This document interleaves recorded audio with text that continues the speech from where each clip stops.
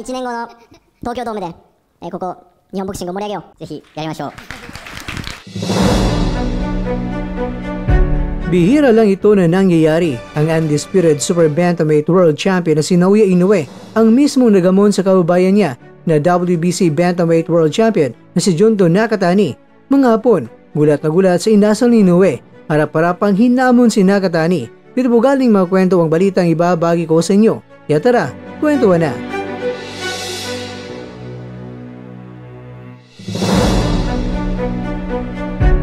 Nagiyawan ng magkababayan ni Naoya Inoue at ni Junto Nakatani sa panahong ginawa ito ni Inoue na habang hawak ang mikropono, gulat na gulat ang lahat dahil bakit ito na lang ang sinabi ni Inoue na Nakatani, buhayin natin ang Japanese boxing, magharap tayo sa Tokyo Dome. 1 taon mula ngayon, hindi naman nag-alinlangan si Nakatani na tumayo at kinamayan si Inoue at sinabi niya na sige, gawin natin yan. Mga kwento, nagsalita kasi si Inoue sa entablado dahil ngayong taon, siya ang naging most valuable player sa Japan na kung saan sinabi ni Inoue na 13 years na ang nakalipas mula sa kanyang debut fight bilang isang professional boxer.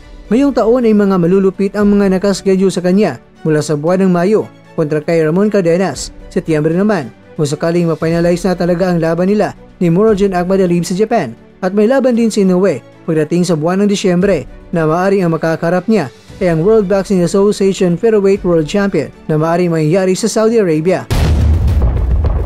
At nang biglang si Inoue ay tumalikod at kinausap niya si Nakatani, hinamon niya na silang dalawa ay magkakasagupaan sa Tokyo Dome. Marami naman na nagulat kung bakit doon pa sa wording ginawa ni Inoue na hinamon niya itong si Nakatani. Ayon kay Inoue, walang masyadong mga oportunidad na makakarap niya ng face-to-face itong si Nakatani. Tulad ng nangyari ngayon, ibinunyag din ni Inoue na maraming mga fans sa Japan at pati na rin sa buong mundo ang gusto na mangyari ang laban nila. Kaya napagtanto ni Inoue na maganda rin naman talaga na may kasa ang laban nila ni Nakatani. Kaya mula ngayon hanggang sa paparting na laban ay gusto ni Inoue na magawa na kagad ng simula ang kwento nila ni Nakatani na sila ay magharap sa makasaysayang Tokyo Dome sa Japan na mahigit kumulang may 55,000 na seat capacity.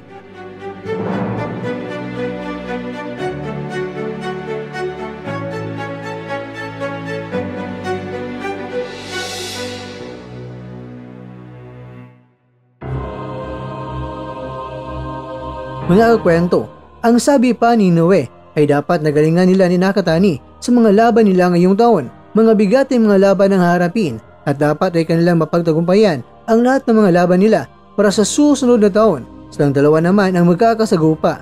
Nakakasiguro si Inoue na ang kanilang bakbakan ay tatatak sa Japan bilang laban na makasaysayan.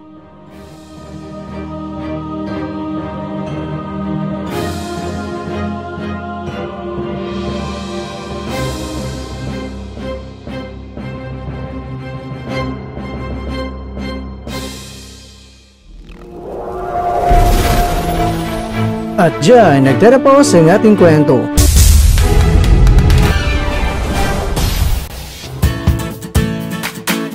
Maraming salamat mga kakwento sa inyong panonood. Pero baka naman mga kakwento ay nagustuhan niyo po ang kwento natin ngayon. Baka pwede niyo po akong mabigyan dyan ng like, subscribe at pa-click na rin sa bell button.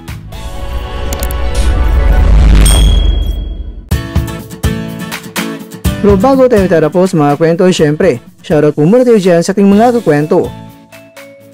Kay kwentong Birth Pain, kay kwentong Cesario Carpio, kay kwentong Sanova Banto, at ikaw kwentong nanonood ngayon, shoutout sa'yo dyan.